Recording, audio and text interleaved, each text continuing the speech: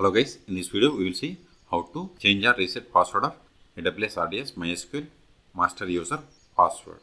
Okay, so first go to AWS RDS databases, go to particular AWS RDS for MySQL database, go to configuration, see here master username is admin.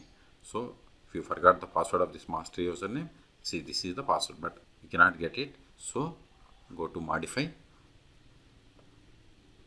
then scroll down. See here we have to provide the new password. Okay, then provide the password, then click on continue. Okay, click on continue.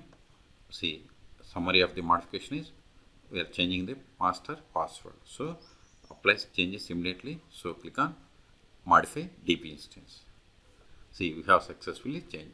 So in this video we have seen how to change or reset password of the AWS RDS MySQL database master username. Okay, for more AWS or MySQL tutorials, please subscribe my channel. Thank you.